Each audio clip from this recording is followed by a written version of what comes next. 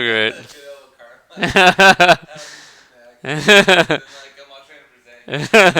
It blows up. Wait, no. This is all on video, by the way. Okay, so we're just gonna go through this really fast. So I'm gonna do well. Let's see. What I'm gonna do is go through all the modules that you guys are gonna go over in your free CodeCamp modules, and I'm gonna go to the concepts. So let's go over the concepts right now. So test. I'm just gonna open up my project and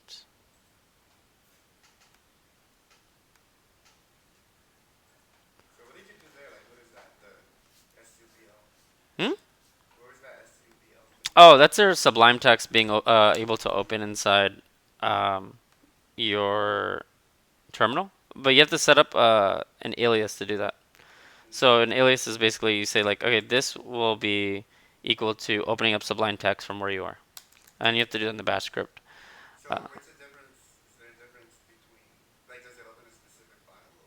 Well, I did civil and then I put everything in.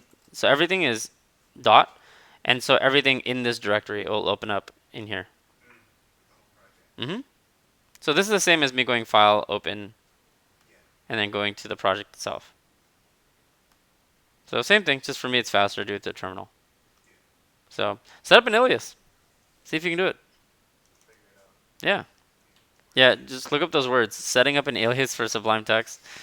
And then if you forget then you can ask this guy.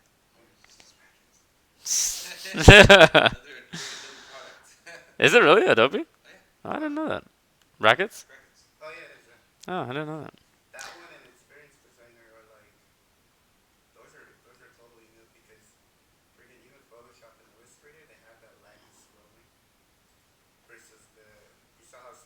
Yeah, everything was really smooth. Hmm.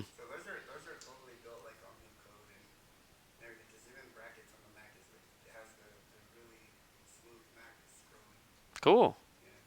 That's awesome. All right, so we're going to start up our code learning. So first off, we're going to start off with comment your JavaScript code. So to comment JavaScript code, so I opened up a random JavaScript file. And of course, everything I have is in document.ready, which we learned in jQuery. So let's say that I wanted to add a comment. A comment is just something that's going to be ignored by your JavaScript. And so if I put anything in here, so if I put this in here, it is going to get ignored. This is the exact same thing as if you commented out code inside your CSS file. And it's the same syntax too. So a single line comment is // a multi-line comment is / asterisk and asterisk /. So anything between these you can put, whatever code and it will be, ignored. So the code will ignore anything in here. Cool. So hopefully you guys already knew that one. Another easy one, storing values with the assignment operator. So the assignment operator is the single equal sign. And we use it usually when we are, I can't think of any other time to use it. Oh, actually, no, you can use it in other ways. But let's say you create a variable and you name the variable something like banana and use this assignment operator. So banana will equal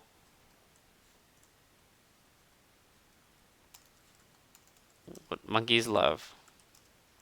This string, and a string is just a data type, which means just a different kind of thing. So a string is a certain type of thing that you can use in JavaScript and across all programming languages.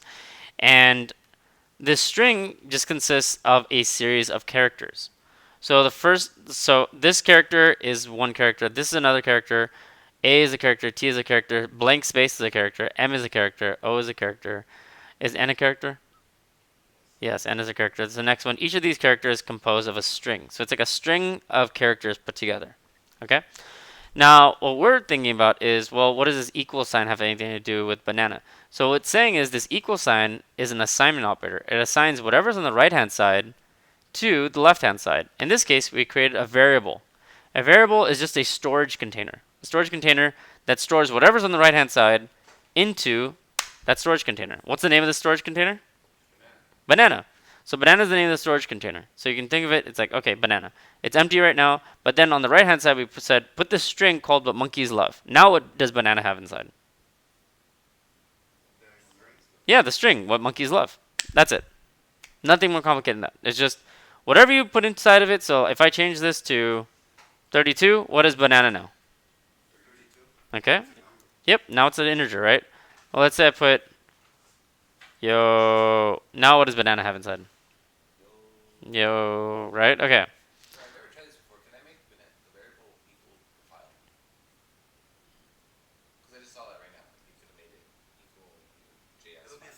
You can have it as a string and then parse the string. Yeah. So what he said is, like, let's say that you have,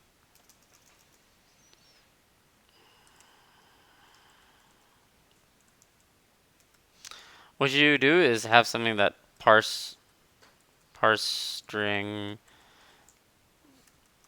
and then it would parse it, and then you'd send that data file somewhere, like using Ajax. Oh, it's not. I just made that function up. Like, let you parse it somehow. Like use. Oh, here we go.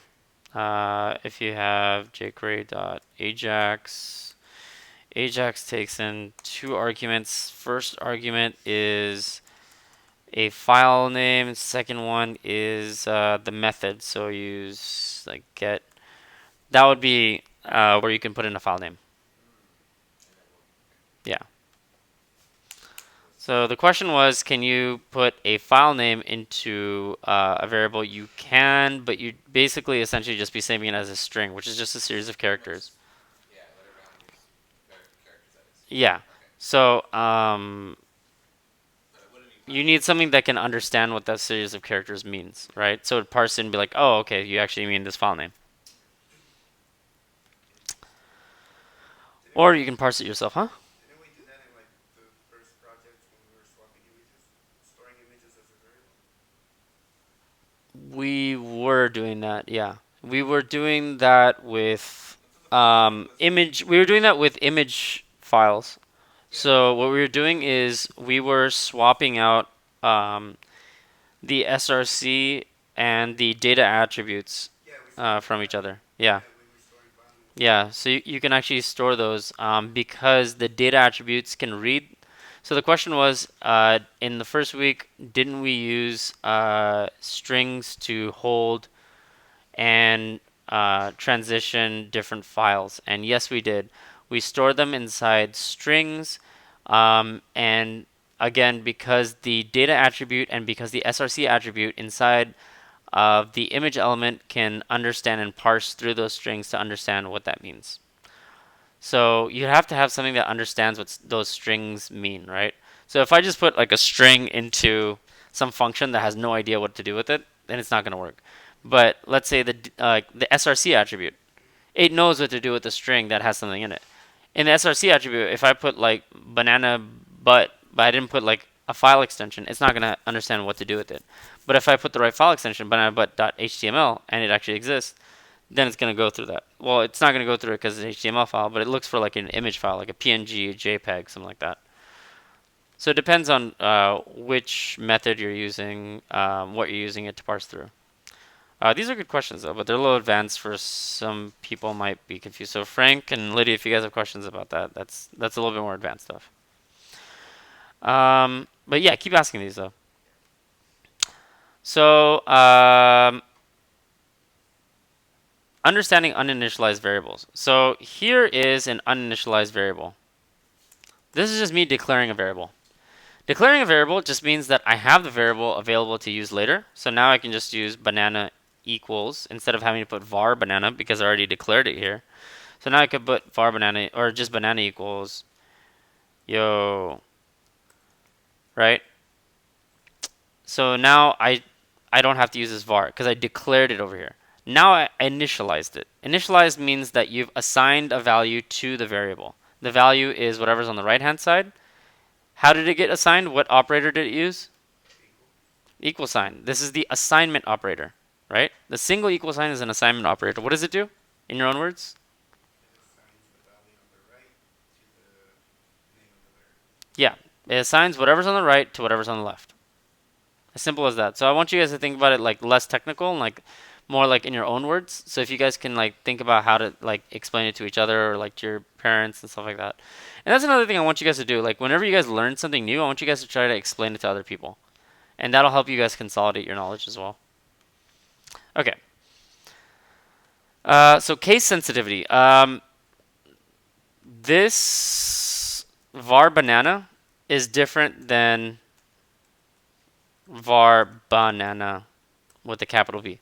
So variables are case sensitive. You want to make sure that you have the variables written in the right form. If you don't capitalize, if you miss the letter, it's not the same thing. So they are case sensitive. That's it for that one. All right. You can also do calculations using numbers. So numbers exist in all programming languages as well.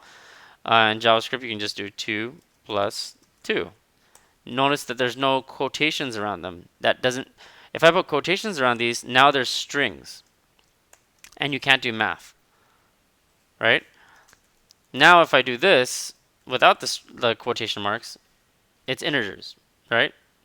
So this will actually resolve to 4. If I did, yeah. That's a silly question. But since when you made it to strings at one time, would it be 1 plus 1? Because there are strings of 1. You getting what? Wait, what? You get 1 1. Oh, okay.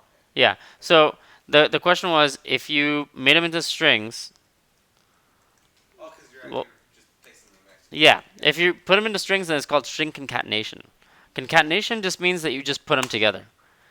Like when you use a plus sign with two strings, what actually happens is you just combine these two together. So this will actually become that.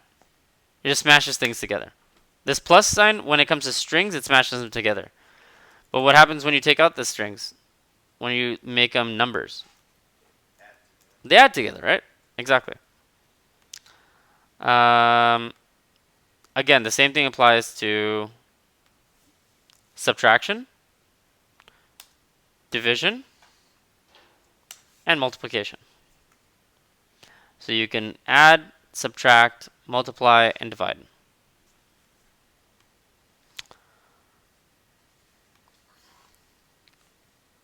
You can also increment and decrement a number with JavaScript. So to increment a number,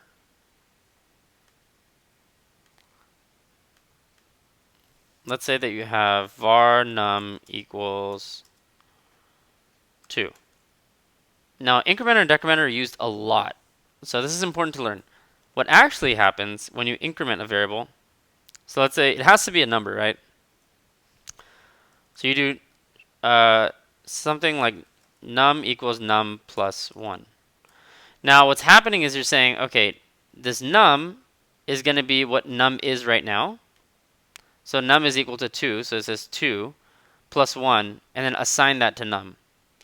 Now, again, that sounds a little confusing, but you're just essentially saying, okay, left-hand side, assignment operator, whatever's on the right-hand side gets put into the left-hand side, right?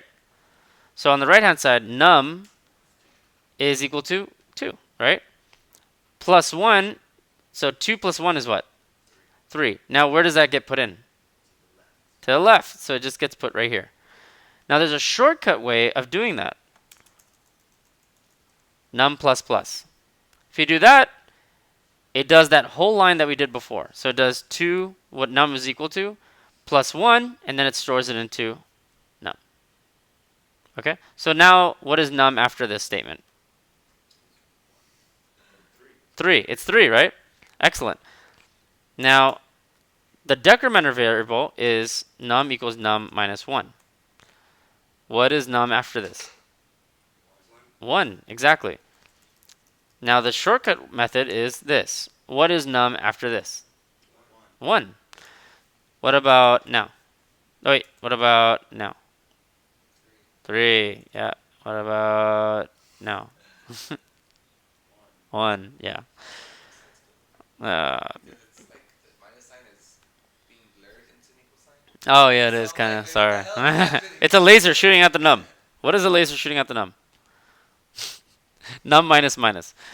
So decrementer and incrementer are used a lot, especially in loops. They're used in loops. Okay, we're gonna go over loops not way later, but maybe in a couple weeks. Yeah, that is way later, kind of. Okay. Create decimals with JavaScript. So to create a decimal with JavaScript, it's really hard. You do this. That's it. So it's just you just put a dot. Just like you guys would with regular decimals. More work. It's more work. Yeah, it makes you do this. Right? You guys know what decimals are, right? 3.2, 3.4, point They're 2. called like floats or something. Yeah, they're called floats, but whatever. They're decimals. You can multiply two decimals together. So this times this, and I'll give you a decimal answer. You can do the same thing with division. So this is all like basic stuff. Like whatever you can do with math, you can do in programming. But you can't do decimal with a regular number, can you? You have to add a dot. You can. I forgot what it does. I Like you don't. have to do some magical stuff. I forgot what happens. 3.2 divided by. Oh. You'd have to do this. Yeah, you have to add a dot or Yeah. Dot zero. Yeah. Um. so it has to be decimal by decimal and integer by integer. Yeah, but let me double check. I think you can get away with it nowadays. I'm not sure. Let's see if the browsers have caught on to it. No. There's a way to get like a live console going in Sublime. I think there is. Cause like, I'm so lazy though. have you messed with the Xcode playgrounds? Yeah. Well, Xcode itself. You mean Xcode, right? Yeah. The IDE? Yeah. The playgrounds, have you messed with them? No. What's the Oh, playgrounds? those are so cool. Okay, so it's just basically it's a file type, I guess, but basically what it does is I guess you write your code and then it'll do it all live and it'll show you what the values and your functions are returning and everything live. So for example, Live, like. if you did 1 plus 1 on the right, it'll show you it equals 2. Oh, that's cool. Yeah, so if you Oh, wanna so without having to like inspect or anything like yeah, that. yeah, Oh, that's cool. yeah. I think yeah. A lot of IDEs are like that, like integrated developer environments. Like I used to use Eclipse when I worked with Java. So Java is like you have to use like like a proper IDE, and all the outputs are printed right there inside the IDE. Yeah, it's cool. I guess it's a playground and you mess with your code and then if it works, you throw it into your project. Yeah, that's pretty cool. Yeah. Oh yeah, this does work.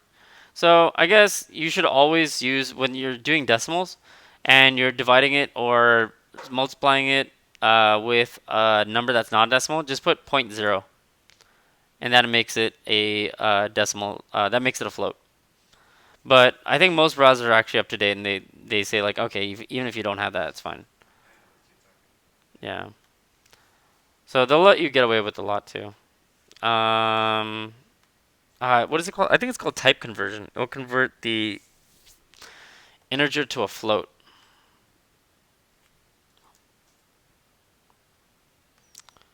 So again, we have some students that are advanced, some students who aren't. It's okay. Don't worry about everyone else. If you guys have questions, make sure you ask me. I know it's late, and I know I'm tired. We're almost done. I like a good struggle the most days with stuff. Hmm? I like a good struggle the most days. Because I'm getting older. You hit 30 like last week. What? Did you hit Yeah, I 30? hit 30, yeah. And I'm turning 31 this year. Oh, really? And yeah, I know. I was at the last one last year. Like, wait, you're turning 31 a year after? Thank you for doing the math for me, by the way. Oh, alright. Yeah, this one's not that important. This one's just like simple stuff. Augmented subtraction, augmented division. Yeah, that's like basic stuff. This is an assignment for you guys to do. Declaring string variables. We already went over that. Literal quotes and strings. We already went over that. Oh, escaping literal quotes and strings. We didn't do that.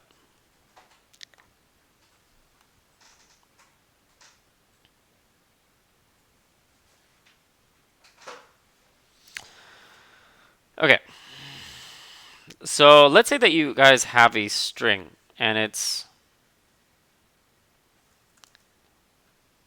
some string equals I'm so pretty, oh so pretty, I'm so pretty and witty and gay. Isn't it from what's that one musical? West Side Story. No. Is it? What? Is it West Side Story? I don't know. It's from something. It's also from a movie called Anger Management.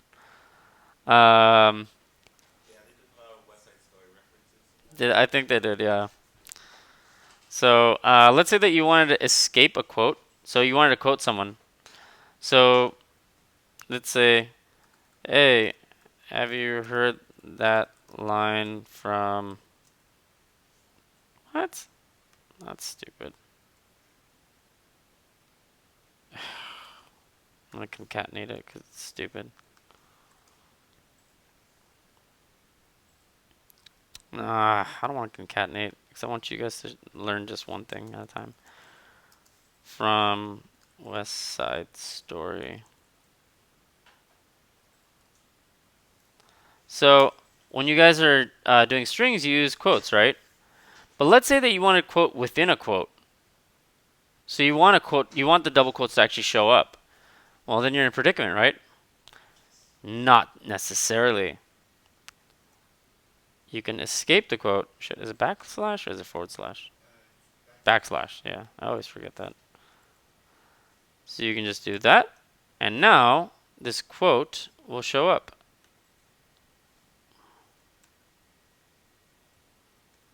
And then we end it with double quotes. So now if you backslash any character, it will show up. And it essentially escapes it. So let's say that there's a character that would normally not show up, like you have enclosed like double quotes, right? Then this will now show up, and that's it. Oh, 'cause I wanted the quotations to show up. Yeah, you want the quotations to show up, right? Right. I was gonna say, isn't it don't you? Hmm. Never mind, never mind. Okay. That's my question. Okay. So I'm gonna refresh this, and let's see what happens.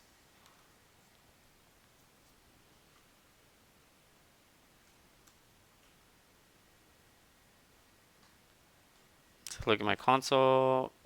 Hey, have you heard that song West Side Story? And you see these double quotes. I'm so pretty, oh so pretty, I'm so pretty, and witty and gay. And look at that. Double quotes show up. Otherwise, they wouldn't show up. I guarantee it. Okay, quoting strings with single quotes. So you can also, instead of escaping them, you could have just used, so let's take those out. You can instead just use single quotes. However, if you use single quotes, that means you have to escape anything with a single quote in it. Otherwise, it thinks that you're ending the string. So then you have to do this. And then you have to do this. And then you're good. No, that's it. That's all. There's just two of them, right? So anything with a single quote, then you have to escape it to make it show up. And that's it.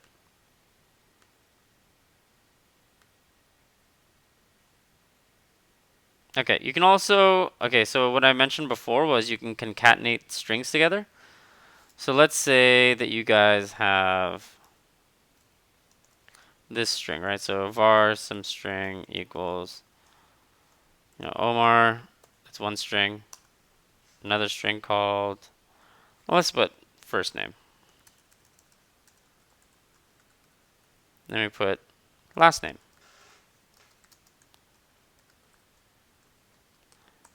And then we put full name. For full name, let's just say that we want to use these existing variables plus last name. There's one way to do it. So do alert full name.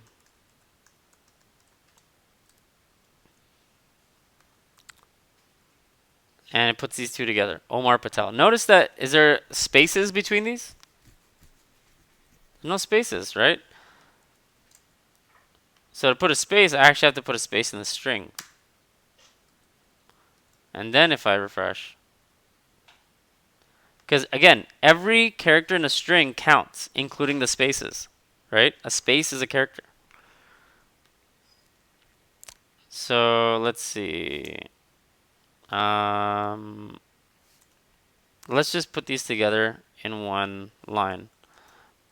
For some reason, we wanted to do it like this. I mean, you wouldn't do it like this, but let's say you want to do it like this. You could do it like that too. Normally, it would just be like this, right? But let's say that you wanted to put, plus middle name plus. So you didn't know what the middle name was, so var middle name. And now it'll go in the middle here. So the plus sign, the plus operator is a concatenation operator when it comes to strings. That means it just combines strings together, smushes them together. So what is this going to come out to? What does full name contain?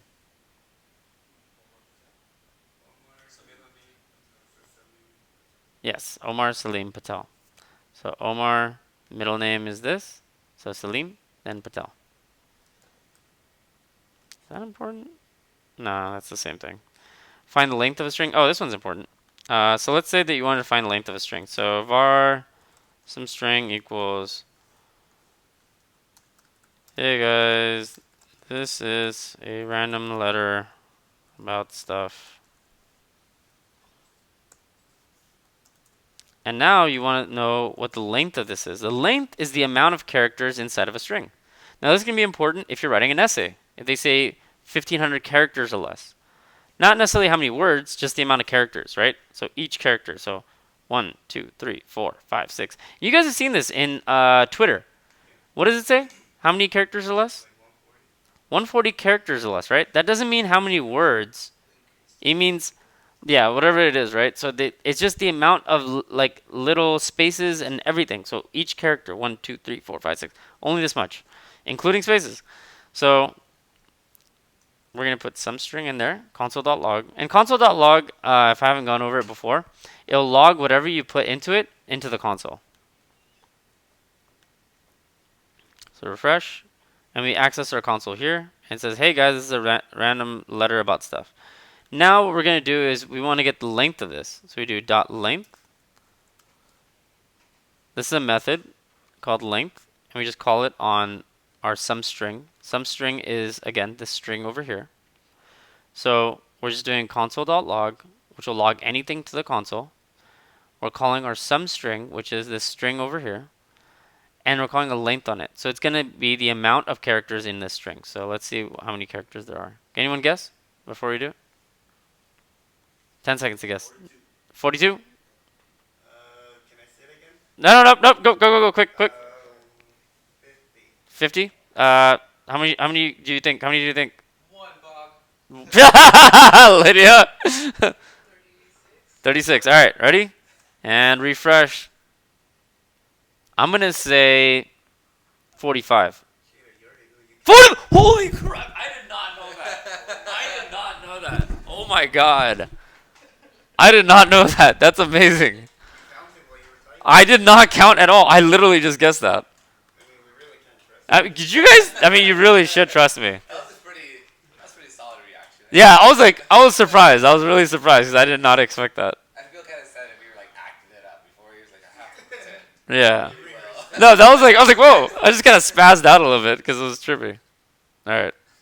Good job. I was close too. Not exact close. Going over. That's true. You get second prize here. Empty bottle. You went over. Okay. So use bracket notation to find the first character in the string. So we're going to use bracket notation. So let's say that you wanted to find a character inside of a string. So let's just say var first car equals, well, how would you do that? Let's find this first character. Now, we're going to go over something called zero-based indexing. Now, it sounds fancy, but all that means is you find the location of something and you start with the number 0, and then you count upwards.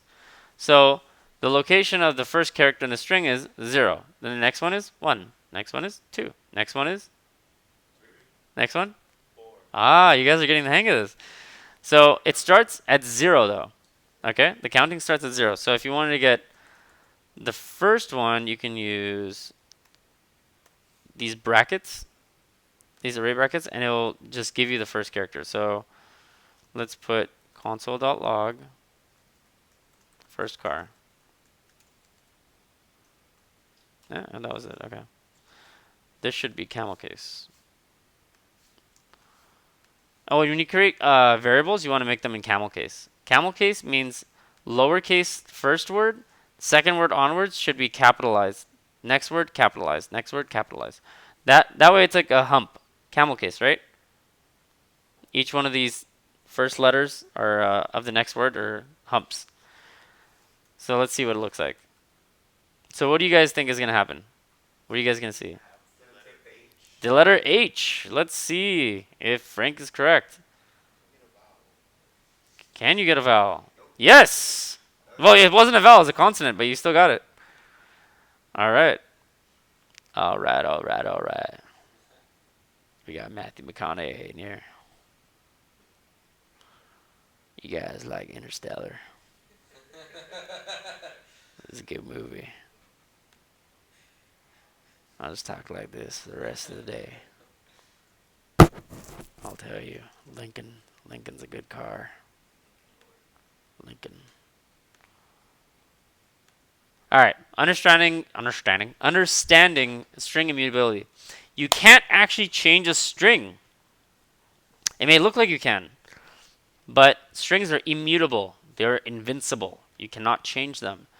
So if I wanted to change, let's say, some string 0 to, like B, it wouldn't say "Bay guys, this is a random letter about stuff." It just wouldn't change. To change it, you'd actually have to save it into a new string. So you have to do var new string equals, hey guys, this is a random, or Bay guys, this is a random letter about stuff. So you can't change strings, but you can save a new version of a string into here. So you can do, Can you reassign it? you can reassign, let's say you wanted to change just like the first letter. I don't want to go over those methods right now though, because that's going to be too complicated. But basically just think about strings as being immutable, meaning that you can't change them unless you do something else, like save them into a new variable. So you can't even write. What's the name of the first variable? The name of the first variable? Oh, some string. So you can't write some string equals, and then give it a new string. No, yeah. No, that's just reassigning the variable. Yeah. You can reassign the variable, but you can't change the existing variable. You can't so what the question was, can you reassign the variable? Yeah. So you can say some string is now equal to something else. But you didn't change the string. You just reassigned this variable. Right? This string still remained the same. This is like up here somewhere, and you just reassign this variable, whatever was contained inside here, to something different. But this string remained the same. You didn't change the string itself. You can use bracket notation to find the nth character in a string. You can use bracket notation to find the last character in a string, and you can find an end to last. So let's go over different ways of finding. We're off to see the wizard.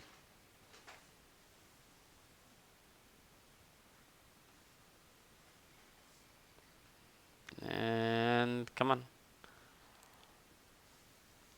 So to find the nth character in a string, that just means to find any other character in a string. So let's say that you wanted to find, I don't know, some other character.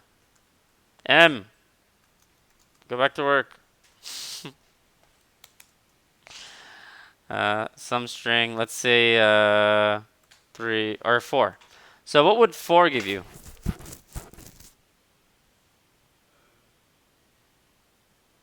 What would this give you? So Lydia, what would this one give you? Wait, spaces counts? Like, Mhm. like where would you be at? Yeah. So what would some other car contain? Something. But I put 4 in the bracket. What does that do? Does that like that has something to do with the hey guys, this is random letter Yeah. stuff, right? Yeah. So this is some string, right? So I'm saying some string. Give me the index of 4. Give 4. No, not 4 of them. Remember, what did we go over indexing with? If I put 0 in here, what would it give you?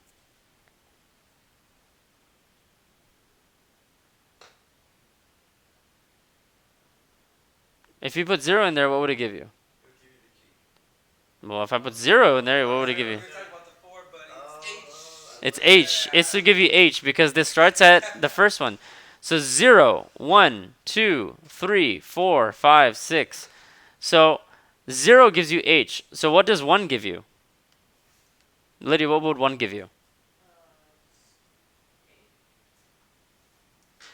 No? What would 1 give you? If 0 gives you H, what would 1 give you? E. So it's just giving you the different characters. So what would 2 give you? U? Also it'd be E, right? No, so 0 is H, 1 is E, then what's 2? Y. Yeah. It's just as simple as that. What does 3 give you? G. Does it? 0, 1, 2. Does the space count? Yeah, the space counts. So it give you the empty space. What does 4 give you? Yep, G. Okay. So that's how you get any character. So is that like how much ever you have of like text? Mhm. So like you could have as much text and then that you'll just apply the number in it? Yeah, let's say that you want to just get one of the letters from it. The index will give you that letter. So let's say you did like 15. Then it would be 0, 1, 2, 3, 4, 5, 6, 7, 8, 9, 10, 11, 12, 13, 14, 15. It would go through this really fast and it'll give you I. Yeah. You got it. So easy though, like I feel stupid. No, it's okay. Take your time. Last character in the string, same thing. Actually, last character would be a little bit more difficult. So we do some string dot length minus 1. So some string dot length gives you the amount of characters inside the string, right? So it's going to be like 45. There's 45 characters in the string, right? That's how many we calculated. That's how much it gave us, right? So to get the last character in the string, since it starts at 0, you just subtract by 1. So it gives you 0, 1, 2, 3, 4, 5, 6, 38, 44, 40, 44 or something. 44 is this last one. So it's 45. So the sum string dot length minus 1 will give you 44. So it's going to give you the last one. And we could change the string, and this will still give you the last one in there. So play with that and see if you can get that. And with that, I'm going to let you guys go. I want you guys to complete these different free code camp modules. And I want you guys to submit your projects up to GitHub. The project update for this week is actually very easy. All you do is commit your changes, create a separate branch for your GitHub project, and then push up to GitHub. Your free code camp modules are going to be the ones that I covered today. So make sure you complete those. And I'll see you guys.